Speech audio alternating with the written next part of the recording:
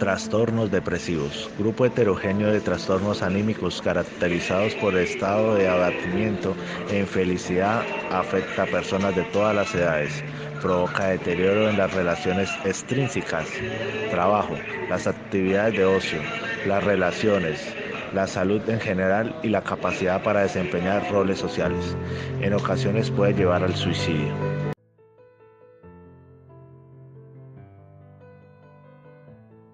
Trastorno depresivo mayor. Es un trastorno del estado de ánimo caracterizado por la presencia de un episodio de depresión mayor, en la cual se manifiesta un estado de ánimo triste o por la disminución del placer en la mayoría de las actividades durante el periodo mínimo de 2 semanas, durante casi todos los días, casi todo el día. El Manual Diagnóstico y Estadístico de los Trastornos Mentales, también conocido como el DSM-5, determina ciertos criterios específicos para considerar que un patrón de conductas debe marcarse como trastorno de depresión mayor. Entre ellos son: presenta un estado de ánimo deprimido la mayor parte del día, casi cada día, en la cual se evidencia pérdida de interés en actividades que antes le generaban placer y cierto aislamiento social, indicando sentirse deprimidos, tristes, desesperanzados, desanimados o por los suelos. En ocasiones, cuando ellos niegan sentirse deprimidos, podemos reconocerlo por el lenguaje desesperanzador que utilizan, llanto fácil y en ocasiones sin motivo. La habitación de la mirada, el tono de voz bajo y hombros caídos. En muchos de estos casos podemos identificar alteraciones del sueño, como insomnio o hipersomnia, en los cuales se despierta a medianoche y no logra retomar el sueño, dificultad para conciliar el sueño o por dormir y despertar muy tarde. En ocasiones, en la alteración del sueño, el motivo de consulta psicológica, también podemos observar cambios en el apetito, bien sea por comer en exceso o exceso, llegando incluso a la inanición y a la pérdida importante de peso.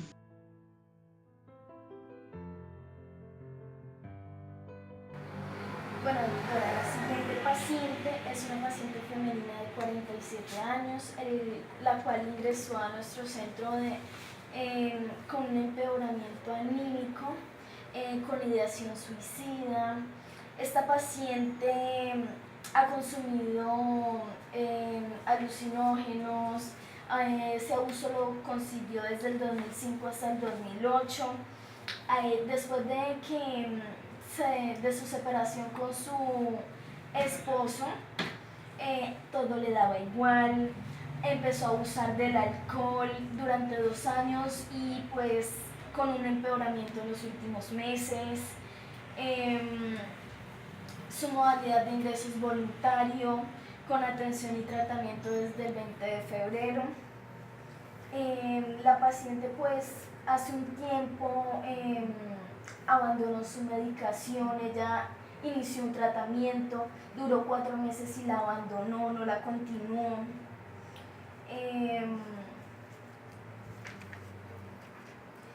La paciente aún continuó durante un tiempo con ideación suicida.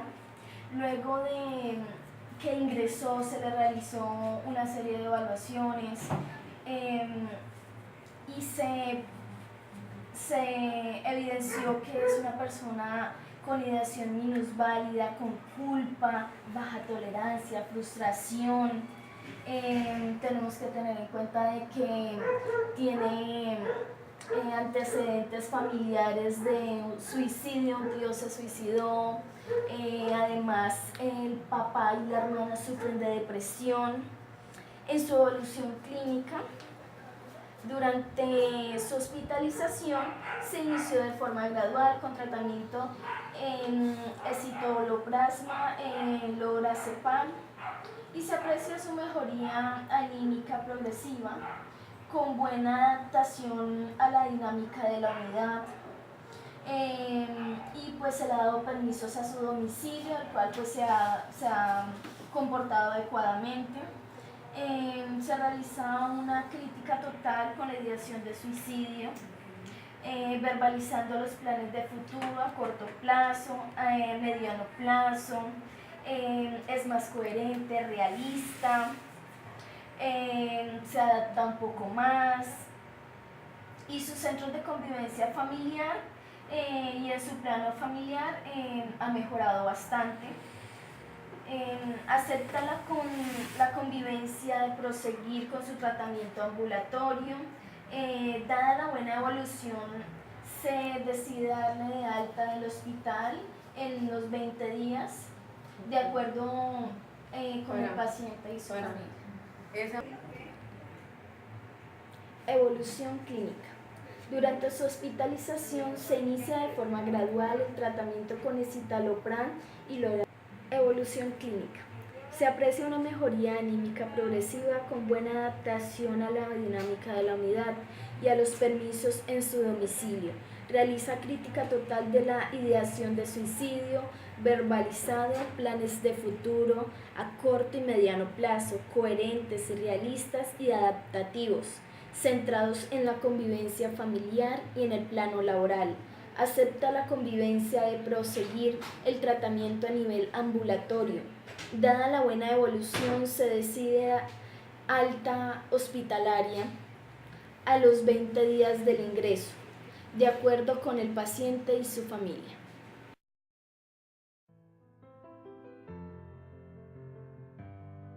Trastorno depresivo persistente o trastorno distímico.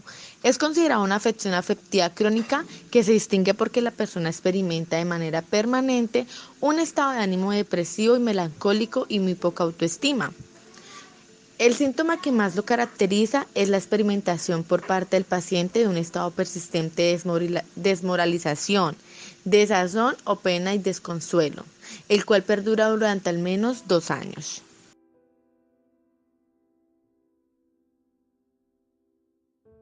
Bueno, doctor Oscar Fabián. Ella es una paciente de 30 años, está casada, tiene un niño de 6 años y otro de 2 años. Ella ingresa porque comenzó a estar mal después de su segundo embarazo. Empezó a sentirse irritable y con frecuencia depresión. No quería tener su segundo hijo, su esposo le rogó para que no abortara. Ella se siente preocupada por las tareas del hogar y los niños, se siente insuficiente e incapaz de llevar a cabo las responsabilidades de la casa. Algunos antecedentes de ella es que recuerda que su madre siempre vivía muy enferma y ella vivía como resentida porque los otros niños no tenían que hacer los deberes que ella hacía. Cuando su madre falleció, su hermano se fue a vivir a la casa con su padre y con ella, y la cuñada le hizo la vida imposible. A raíz de eso, ella se fue de la casa a temprana edad, cuando tenía 13 años, y empezó a trabajar en una casa cuidando a 2 niños. Cuando ya cumplió la suficiente edad, 18 años, empezó a estudiar enfermería, pero no la terminó, no la culminó por causa de una enfermedad. Entonces le dijeron que tenían que repetir otra vez el semestre, lo cual ella no quiso y suspendió sus estudios. Allí en ese tiempo conoció a su esposo actual, que él es de otra religión y es 13 años mayor que ella, donde tuvo una relación a escondidas de su familia, por lo que no la aceptaban, por lo que era de otra religión, de otra cultura. Entonces, ya ha pasado 3 años de esa relación a escondidas, decidieron casarse y pues tienen 2 hijos. La cuestión es que el esposo no le ayuda nada en la casa y entonces ella se siente muy cansada de su hogar. La paciente es limpia, pero parece no importarle para nada su apariencia. Le gusta estar arreglada, es una mujer delgada, pero se siente insuficiente con su apariencia. Ella está tensa y frecuentemente se rompen lágrimas. Su conversación es normal, en tono y forma, responde apropiadamente, pero habla mucho. Está preocupada por el hecho de no poder resolver sus dificultades domésticas. No tiene creencias o percepciones anormales. Su capacidad cognitiva está intacta y está globalmente orientada. Sus recuerdos inmediatos y su memoria reciente y remota son buenas. Su percepción del problema es moderada, si bien reconoce que tiene un problema y no sabe cómo tratarlo. Los exámenes físicos y las pruebas de laboratorio no revelan nada anormal.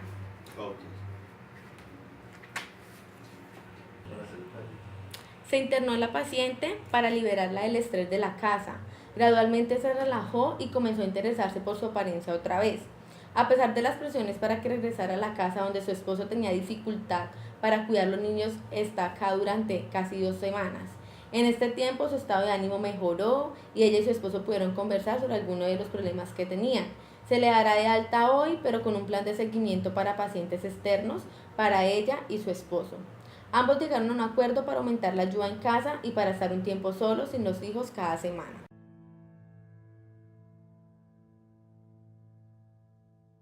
El trastorno disfórico premenstrual es una enfermedad que se genera en las mujeres 1 o 2 semanas antes del periodo menstrual. Dicho trastorno está caracterizado por síntomas emocionales y conductuales, tales como tristeza o desesperanza, ansiedad o tensión, mal humor extremo, marcada irritabilidad o ira.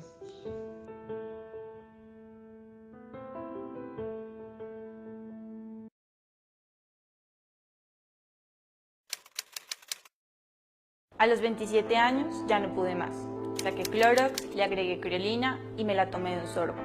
Vivía sin aliento, me la pasaba llorando, me sentía gorda y fea. Tomaba ansiolíticos, antidepresivos, pastillas para dormir. Siempre creí que estaba loca. Me decían catibomba porque en cualquier momento podía estallar. Tenía ataques de ira y al rato un agotamiento excesivo. Me dolía cada músculo del cuerpo. Un día mi hija me dijo: mami, ¿cómo te sientes hoy? ¿Estás enojada? ¿Quieres que me quede a tu lado o quieres que me vaya? En ese momento supe que tenía que hacer algo.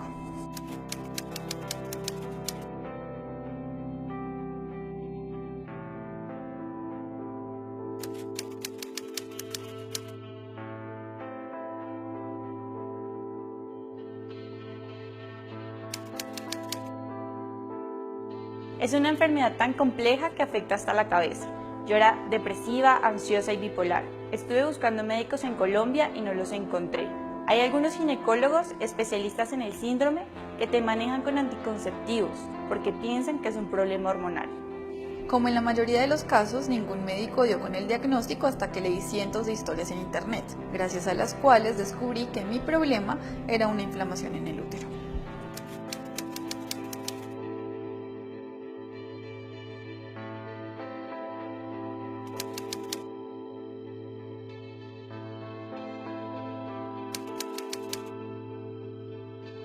Cuando encontré a Jorge Lolas, un médico chileno que había encontrado una cura para la enfermedad, desconfié.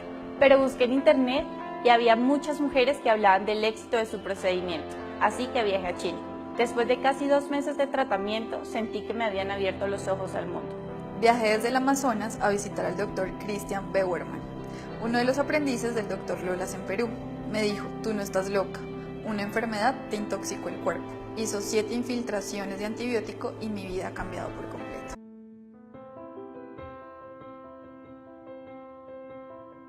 El trastorno depresivo inducido por sustancias o medicamentos quiere decir que la persona está abrumada por sus emociones y sentimientos, lo cual lo hace vulnerable a consumir drogas, medicamentos u otro estupefaciente que dañe de forma significativa su cognición y por ende están presentes los síntomas depresivos. Generalmente esas sustancias producen una sensación de placer o por lo menos parece reemplazar el dolor por felicidad, síntomas maníacos o todo lo contrario. Todo se debe a que sus efectos alteran totalmente la naturalidad del estado de ánimo.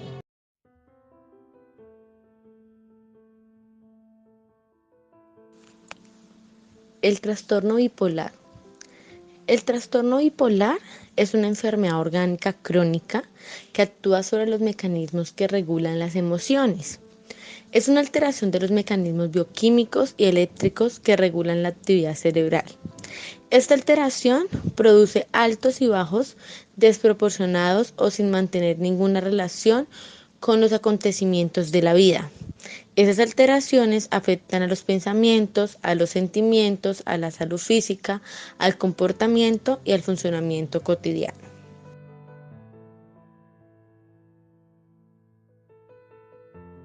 El trastorno bipolar 1 y el trastorno bipolar 2 tienen los mismos síntomas en términos de depresión y ambos tienen manía.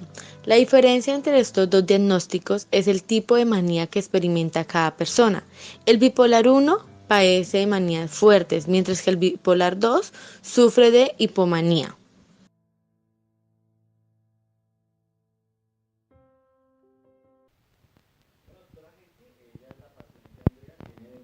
27 años y el motivo de la consulta fue porque la trajo su esposo.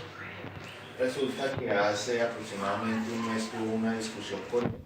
Él tuvo un estado de enamoramiento y la empezó a tratar mal, por así decirlo. Y lo que ella acudió como refugio fue la iglesia, estuvo toda la noche en la iglesia rezando y orando. Y al siguiente día que regresó, el esposo la corrió de la casa.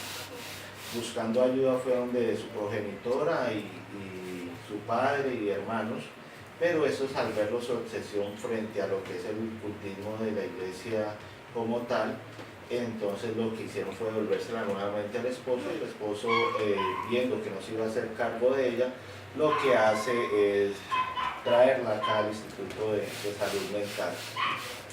Viendo sus condiciones como tal, podemos dar como referencia de que antes de esa pareja ella nos comunicó que estuvo casado con otra persona, y esta persona era el pastor de un culto evangélico, y como tal era muy estricto en el hogar frente a esas posturas.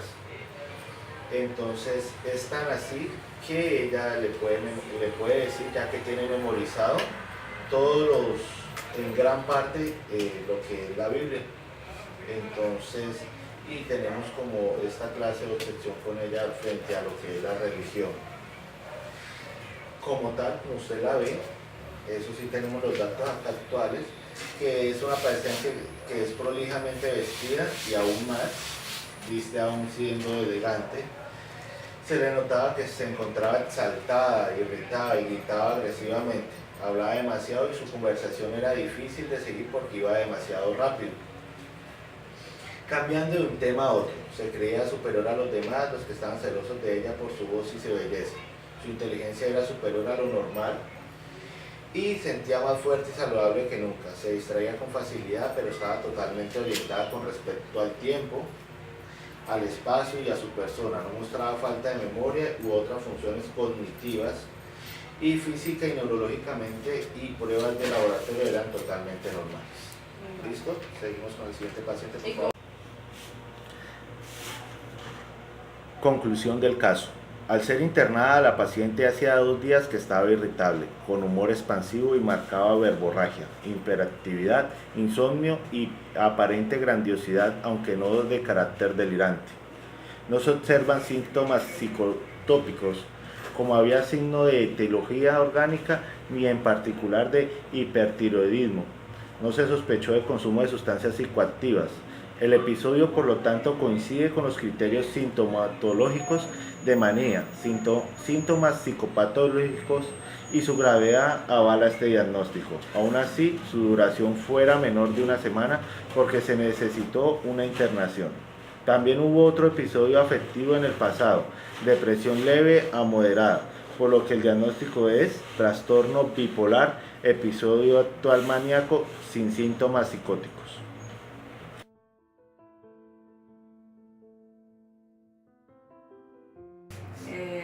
Compañera, la paciente que tenemos aquí al frente es una persona de 40 años, casada, que durante su vida, en su infancia, tuvo unas características muy particulares. Ha tenido un carácter irritable desde la infancia. A pesar de esa situación, ella, en cuanto a su nivel académico en primaria, secundaria e incluso en la universidad, tuvo muy buenos puestos. Pero resulta que ha tenido unas relaciones muy conflictivas a nivel familiar y pues también laboral y con sus amistades. La adolescente en su adolescencia presentó varios tratamientos para tratar de bajar de peso, e incluso hizo consumo de sustancias tales como anfetaminas. Tiene varios episodios de intolerancia, de violencia contra las personas que le han rodeado, amigos, conocidos y familiares. Alrededor de los 20 años, esta paciente sufre repentinamente de episodios de intensidad y alta duración de rabia y de ira. A sus 25 años pasa por el proceso universitario y se gradúa como docente de lenguaje. A sus 26 años ya toma la decisión de contraer matrimonio. tiene un antecedente muy particular. Su padre sufre o ha tenido episodios múltiples de euforia. Es una persona que a nivel económico está muy bien posicionado, es un gran empresario exitoso, pero debido a esa situación que tiene esa euforia, no ha sido tratado con medicamentos o ha tenido, digamos, un control con un profesional en salud. Tuvo 2 primos que se suicidaron en su juventud, tiene una prima que por parte de su familia paterna que le diagnosticaron trastorno de ciclotómico. A sus 35 años decidió tomar rumbo al extranjero, vivió un largo tiempo allí y presenta exactamente un diagnóstico de trastorno bipolar grado 2. Después de haber sido internada durante 2 meses, ha evolucionado, presentó en general un periodo de eutomía con alternantes periodos depresivos, algunas veces con ideación paranoide y periodos de hipertemia con involucración de múltiples tareas y dificultades para conciliar el sueño.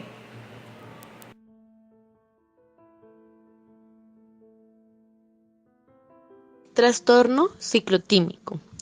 Tiene periodos en los que el estado de ánimo tiene altibajos notorios desde tu punto de referencia. Puedes sentirte en la cima del mundo por un tiempo y luego tener un periodo en el que te sientes algo deprimido. Entre estos altibajos ciclotímicos puedes sentirte bien y estable. Es fundamental buscar ayuda para controlar estos síntomas porque pueden inferir en tu capacidad para funcionar y pueden aumentar el riesgo de trastorno bipolar 1 o 2.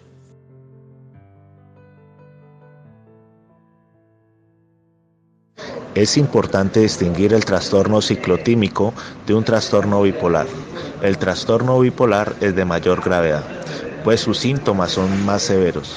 En el trastorno ciclotímico nunca llegan a cumplirse los criterios de un episodio depresivo mayor, maníaco o hipomaníaco, según el Manual de Diagnóstico y Estadístico de los Trastornos Mentales DSM-5.